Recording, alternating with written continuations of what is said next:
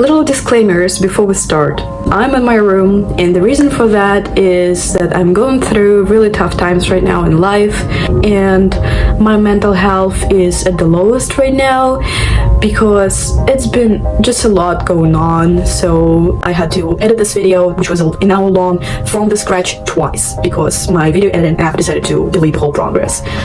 Then just stuff with my family, stuff with my passport, Russian passport and UK visas, babysitting. I'm really struggling, and I just want you to feel that you are not alone with your struggles. And I also wanted to mention that my great friend who is going to be in this video is a wonderful artist.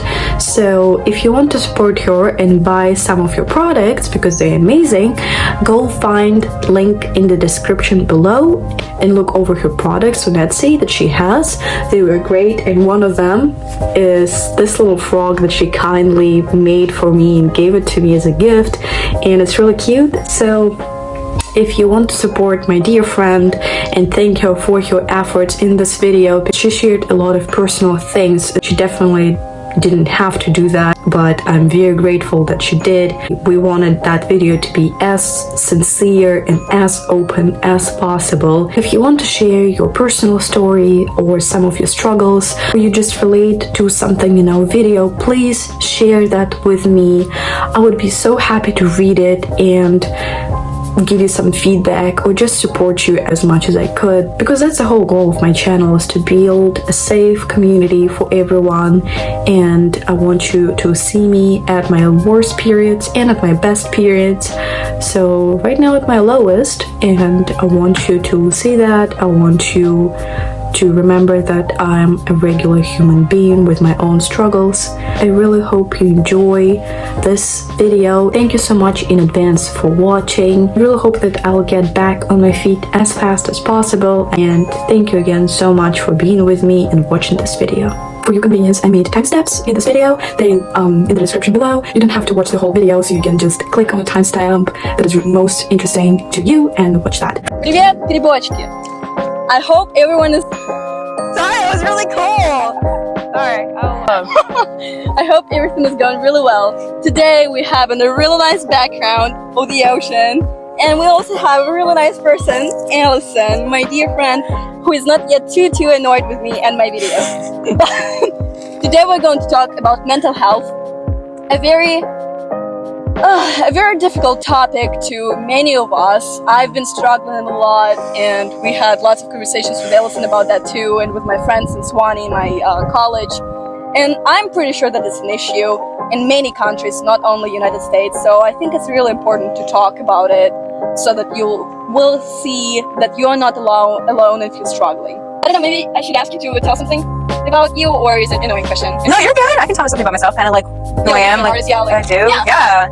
Hi, my name is Alyson. Thank you for the wonderful introduction, Lena. I am a preschool assistant teacher. I teach art. My background is mostly in art. That's what I went to school for. I studied drawing and painting at the University of Southern Maine. Yeah, I do have a pretty deep background in mental health, partially studying that at the university. In addition to my art degree, I minored in psychology, but I also have personal experiences with severe major depression, with generalized anxiety disorder. I have many friends who also are similarly afflicted, and I come from a family where that kind of runs in our family. This video is not going to be really about something that we're sure that we're going to help you with any problems that you have. No, it's also just like to share the experience of Alyson and some of mine. We don't guarantee that you're going to be a completely new person after this video. We'll try. Okay, so you said a little bit about depression. When you feel depressed, or what do you do to power through, like overcome that feeling? Yeah, that's a complicated question. But that's a great question. I mean, I think everybody really differs. You know, some people, you know, like my mom always grew up being told, like, pull yourself up by your bootstraps. I personally hate that expression. I think finding a balance between like taking that time for yourself to rest if you're having like a depressive episode. I mean, I have pretty regular depressive episodes that can last anywhere from like 3 days to like 2 weeks. And sometimes it can make it difficult to like brush my teeth, take a shower, do those basic hygiene needs. And it's more than just like not showing up to work. It takes every aspect of your life and makes it seem like everything is impossible. So like my biggest advice is just finding those little things that you can do in your day. Like I like to make a little list of like easy tasks that you can do, that you do generally, you know, but they might seem more difficult when you're in a depressive episode, like what I said, like brushing your teeth, and like putting that on your list of like, if you need to take out the trash because your apartment starts to smell fishy, you know, have that on the list, but also have things on the list that you can get that dopamine of like, all right, I've accomplished these tasks. That helps me feel like I've done something with the day more than just exist, even though existence in itself, like that's a huge accomplishment if you're in those depressive spirals. Like just making it through the day is huge, but making a little task list, giving yourself grace if you're not able to achieve everything that you would normally when you're not in said headspace. But also if you need to kick yourself in the butt a little bit, it's all based on like what you need in the moment. And sometimes you need a kick in the butt, sometimes you just need to take the day. And obviously like medication is huge because, you know, if you go to therapy, like that's only half the battle. Like going to therapy and talking through what you need. And some people, talk therapy is fantastic. Some people, like those skills aren't able to help replace the dopamine and serotonin and all of that fun stuff that you need to function. And pills don't teach skills. So if you're taking medications, amazing, like so proud. But if you're just on medication and not doing the therapy element, it's not going to fill the void of the other. You kind of need a little bit of both to exist. And I do both, so. It's my own personal experiences. One without the other, you end up, you know, having more tough times and struggling more and then getting down on yourself. Everyone is unique, and you have to understand that if something doesn't work for you to overcome what you're feeling, you just have to find a different way, and you will find a different way. You just have to spend more time, a little bit more time, to find the way that can actually help you. I remember that I'm a perfectionist, so in everything that I'm like starting to do, for example, school, I'm trying to be the best, and sometimes that doesn't work, and that will hurt my heart a lot. And I remember one time I was craving a donut, but I was with my family in Maine. It was not yet college time, and I was like, I worked so hard, I deserve a donut. And my dad ordered a donut because like it was pandemic, so we didn't want to go out a lot, and they brought like 6 donuts, and it made me feel really happy. And I was like, fine, I can be myself again. So that's what helped me. Like I don't think therapy would help me in that situation. When it comes to like exercise, you know, that's huge. Like maintaining at least, like, even if it's not like a rigorous workout in a gym, like just going for a mental health walk. I mean, we've seen so many people posting on TikTok of like, gotta take my silly little walk for my mental health. And it's very true. I mean, I always feel a little bit better after moving my body a bit, because, you know, when your brain is so active, you know, if you're very anxious about something or you're having a tough time, your brain's just like up there. I like to think of it as like you're a mannequin full of bees. You know, all your bees are going around and they're buzzing, and your mannequin's like, hey, like I can't contain all you crazy people, like calm down. And you just have to smoke the bees. You just have to find something that smokes your bees, that calms your bees down. And for some that's exercise, for some that's a nice balanced diet, for some that's meditating, so for some it's a donut, you know, and all of those are valid. And like you said, you know, in certain situations, different solutions are going to work, and then some of them might not. I mean, I used to have like tried and true practices for when I'd be anxious. I used to like put my hands under cold water. If I was like out at a party and starting to feel, you know, like very overwhelmed, I'd like go in the bathroom and just put my hands in cold water, and that cold water would just kind of help bring me back to the present moment. But, you know, if I'm having a depression episode, I can't just go in the bathroom and put my hands in the water and be like, I'm fine. You know, it's going to be a completely different. You have to come up with new solutions. And like having a cold water bottle that you can bring along with you, because like, you know, sipping on water can also help regulate your anxiety and calm you down. But also like having something cold that you can put on your pressure points if you're starting to feel yourself get elevated can help be a grounding. We already talked about little things that make you happy, but what are other things that can hype you up on a really rough day? I really love listening to podcasts, especially on my commute back and forth to work, because I always find like learning something new, even if it's just like for a few minutes, will help kind of distract me a bit. And distractions can be really great. And it's finding that like sometimes you need distraction, sometimes you just need to feel it.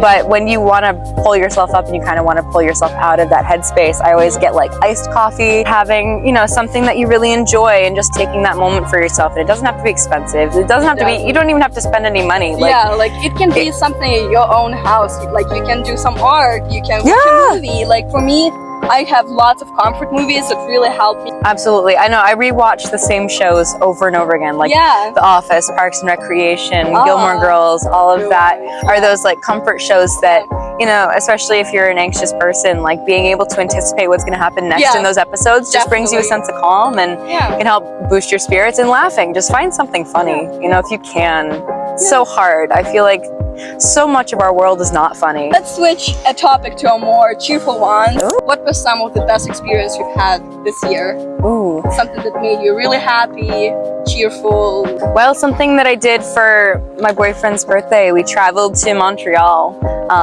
to just explore the city. Neither of us had been before. And having an opportunity to just walk around, look at all the beautiful street art, eat food. I mean, I told Lena, like I feel like I've never eaten before because all of the food there was so incredible, and so much of the food that we have here it's delicious, but I don't know, it's different. It's having that opportunity to explore, because I'd never left the country before. So we drove through the White Mountains, we drove through North Conway and stopped at a place called Zeb's and got some like candy and popcorn for the drive, which was really cool. And it was just really nice to get outside of our little comfort bubble. I feel like so much of my routine is doing the same things, you know, and having the ability to step back and go somewhere else and get a fresh take and kind of like reset. Really helped my headspace and really helped my grounding of like, okay. As much as I love routine, I do need a reset sometimes of like doing something different, traveling, or just not doing anything in the day except for reading and watching comfort movies. That's always important. You do not have to push yourself always for working really hard. Without burning out. Yeah, like everyone is a human being.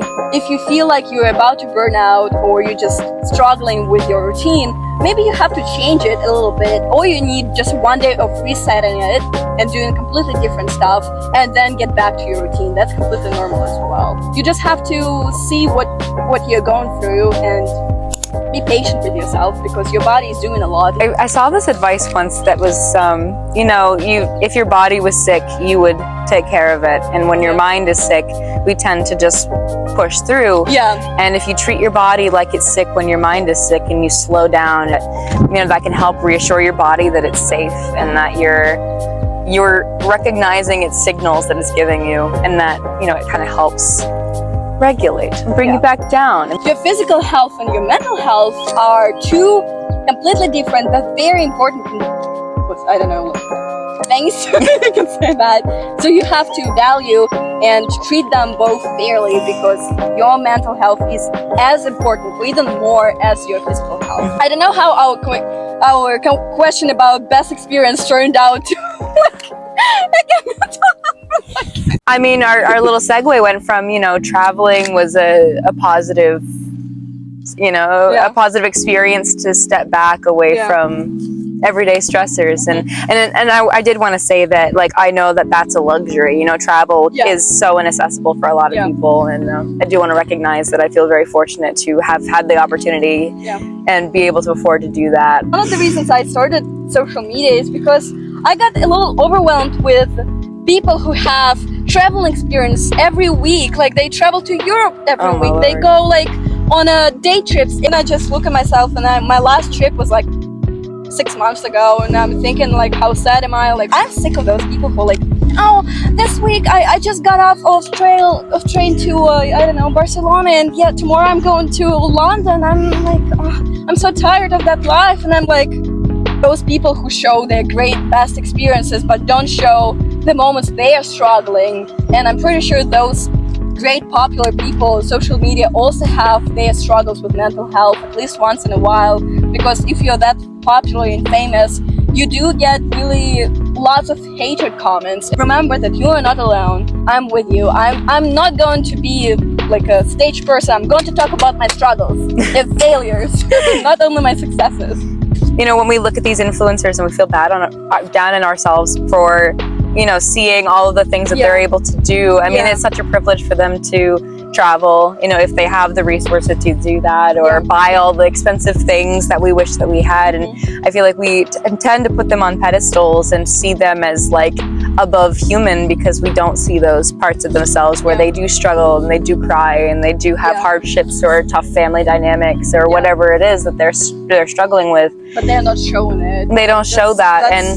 And you know, that is an active choice, and you know, people don't owe us that vulnerability. Well, at the same time, they're, you know, putting their lives out there and keeping that part of themselves out of our sight and out of our, you know, it's almost like out of our consciousness, because we just compare ourselves based on the things that we see and that we know. It's not a competition. Like, we are still all human, and though these people only put their best faces and best feet forward on social media, they are still human. And you know, they tend to get a lot of hate and negative comments, and it's awful. And we need to remember, like, those are humans on the other side of it, even if we have this disconnect between, like, this person I idolize, you know, that has like millions of followers, like, who cares what I say to them? Well, they might see it, they might read it. So we should just remember to be kind to everybody, including people who are, you know, influencers in social media. Yeah, I think mainly all this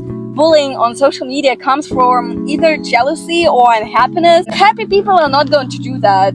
Like, even if I don't like something in the person, I will just unfollow. Like, why do I need to waste my time on like writing them hateful comments that will not make me better? They will not make feel that person any better. So they're completely a waste of your time. And every time I see a hateful comment, I feel so sorry, both for the person who made that comment and for the person who was that comment made to. We have to remember, like, that person's feelings are their responsibility, and like, they, you know, they can express them, but they also need to remember that there are still consequences even if you're struggling. And that's something that I feel like I see a lot of, you know, using your mental health as an excuse for behavior. And, you know, like, there have been times in my life where, you know, I'm like, oh, well, I'm depressed, so like, it's okay that I'm not being the nicest person right now. And it's not that way at all. You know, just because you're struggling with something that you didn't choose to have doesn't mean that it's okay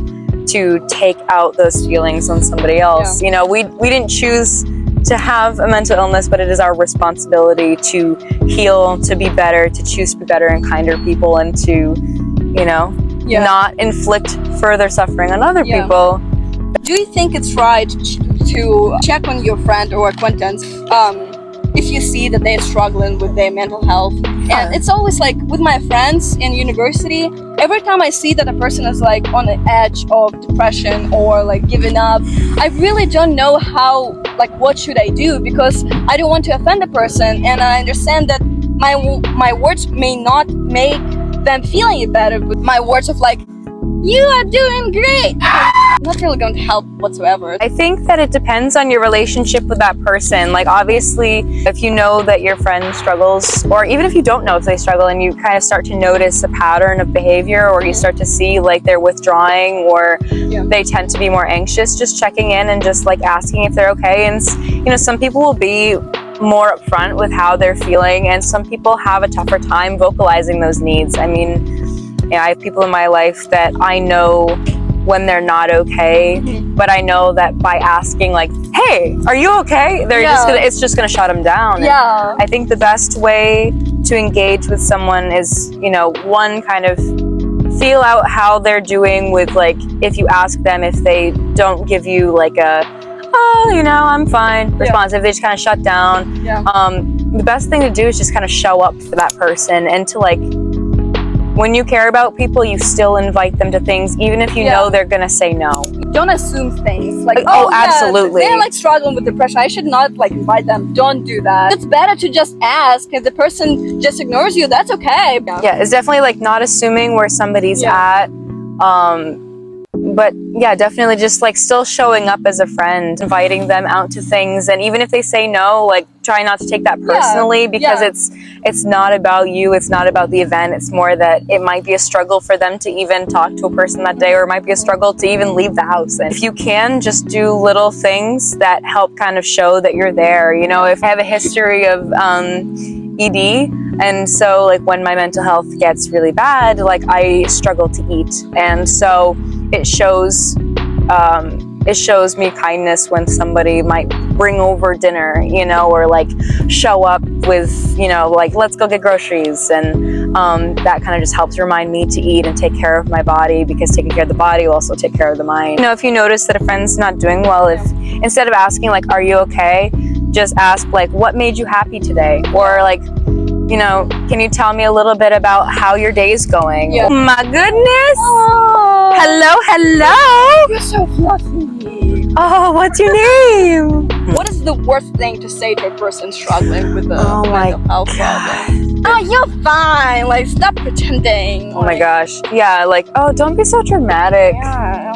Or people have it worse. Sometimes when people are like, oh, I've similarly struggled, it's their attempt to connect with you, but other times it is that comparison of like, well, if I did it, you can too. You just cannot have exactly the same experience with mental health issues as another person does. That's just impossible. Yeah, so like just definitely don't pass judgment on people. Yeah. Don't tell them how they're doing, you know, or evaluate how they're doing, because it's all an individual experience. And even if you have similar shared experience, you know, like I have my own depressive everything, but you know, I don't want to pretend to know anyone else's experience with it, because it could be drastically different. There's power in the shared experience and knowing that you're not alone. But knowing that like just because you experience something one way doesn't mean that other people do. Don't compare, don't judge. What exactly are some phrases that you would not want to hear? Just calm down, you're okay, which that can be reassuring, but also I'm so sorry, you'll have to edit that stuff out, but nothing makes me more angry than having somebody tell you just to calm down, that you're fine. And especially if you're in a heightened state of arousal and you're like, I am having a panic attack, I'm physically cannot calm down because my brain is in fight or flight and my body just wants to run and punch a dinosaur in the face because it thinks that it's under attack. And it's physically impossible for that person to be okay in that moment. Be a good, supportive person. That's all you need, is just somebody who's just like, okay, you're having a tough time, we're good. But don't be the person who's like, you're being dramatic, you need to calm down. This is not a big deal. Oh my God. You're like, you were fine 2 seconds ago, you're being crazy. Never call another human being crazy or I will find you. But no, but that just falls under the umbrella of like passing judgment on somebody else's experience. You have no way of knowing what somebody's life is or what's going on in their mind. So. Don't you love our background? You mentioned panic attacks. I'm assuming you had them, right? Yes. So how did you? I know that I've always had anxiety and I've always had depression, but I had some brain trauma when I was in high school, and it was very stupid. I got a concussion playing Frisbee, which is... No. It's just sad. So ever since that, I started having these panic attacks that started first in my history class, like my junior year of high school. And I just started feeling this general sense of like, I feel like I'm going to die. I'd have difficulty breathing. Everything would just go numb throughout my chest and my hands. And then they started happening every day. And every night I would try to go to bed and I'd be awoken in a cold sweat and be like choking myself awake essentially. And those episodes went from junior year of high school up until about junior year of college. And almost every night I had periods of insomnia because my body got to a point where I couldn't really shut down or sleep. The mental side for the triggers were like social situations, and I started to find ways that if I was out someplace that was really crowded, being able to kind of find a space where I could quietly go and breathe and take a break, and take breaks as frequently as you need to and as long as you need to, honestly. Yeah. Just knowing that that experience, though other people will not understand, it's okay. And I know that that sounds very much like a platitude, just like it's okay to suffer, but to not feel okay is a very normal experience. But when you're elevated in that panic state of mind, you think that you're crazy, you think you're dying, you think there's something medically wrong with you, and typically you're just so in your head and in your body that finding a way to ground yourself is very important. Yeah. Doing the box breathing, having people that you trust that you can talk to, finding safe places where you can go and just rest, and making sure you're taking care of your body, you're eating, you're drinking, because the sleep will come. Just giving yourself some grace, and that definitely helped over time. I grew up experiencing the symptoms of, but not knowing the cure for, and knowing now as an adult, I don't have a cure for it. I just have to find a way to coexist with it in a way that won't drive me absolutely crazy. It's important to understand that you'll be okay eventually. It's very basic, maybe it doesn't really make sense to you, but it's actually true. And the best reminder is remembering that a panic attack will only last for so long. Yeah.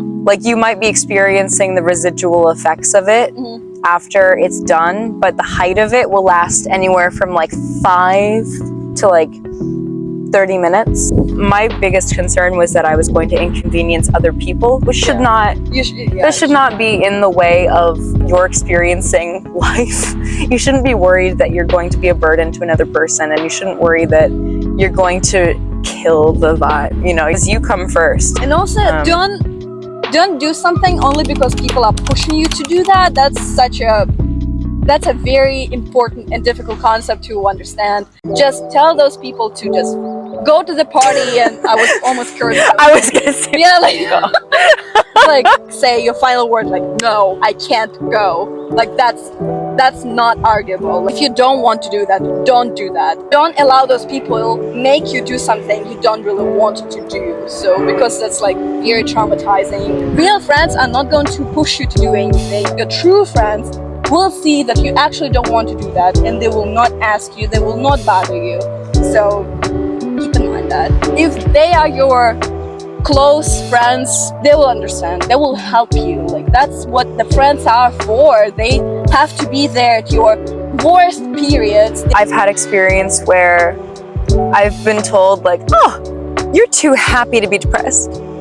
You're too bubbly, you're too fun, you're too outgoing. What are you talking about? You're absolutely not. You cannot struggle. Yeah. Ever. It comes around to the way that other people perceive you. The way people perceive me is none of my business. And you can't control how other people see you. We feel this need to not be selfish. Yeah.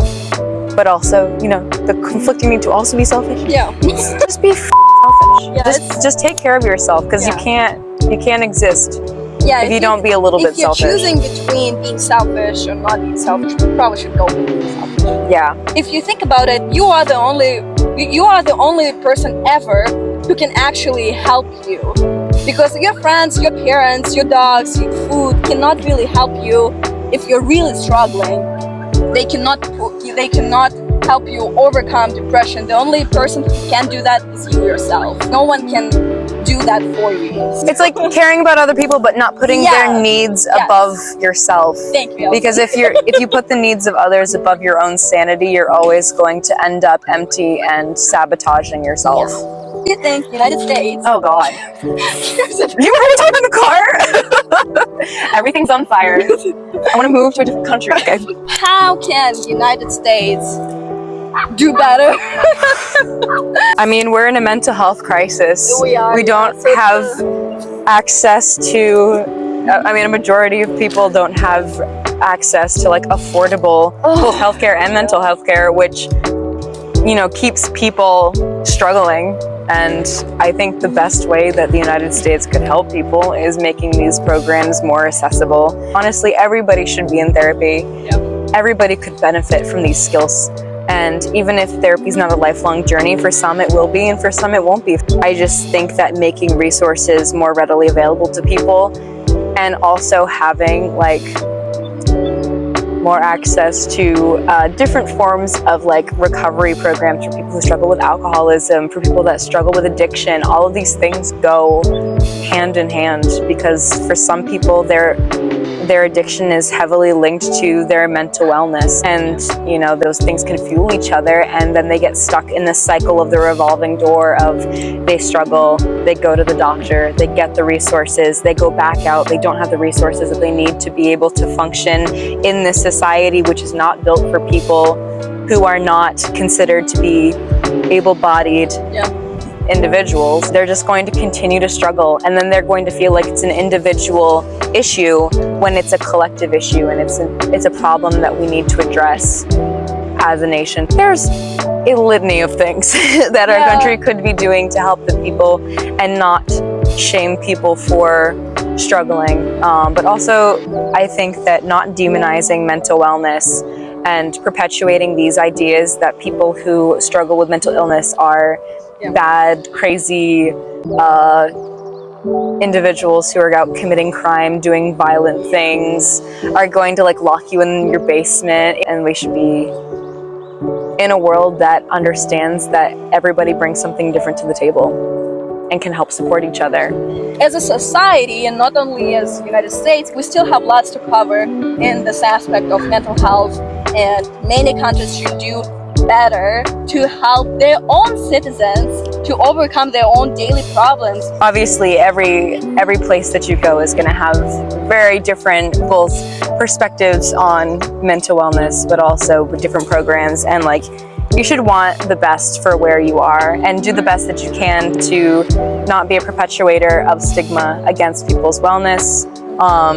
Just being a kind ally for if you yourself struggle, but also the people around you. Just be a kind person.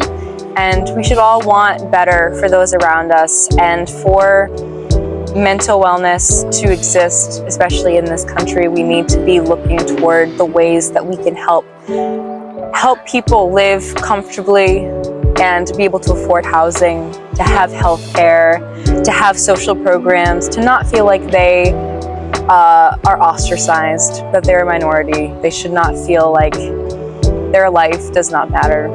Every person who exists here matters, and their voice matters. Thank you so much for watching, and thank you so much, Alyson. Hopefully this video made you feel a little bit better. Hopefully maybe it answered some questions, or at least showed you that you're not alone. Bye with a mushroom. Bye!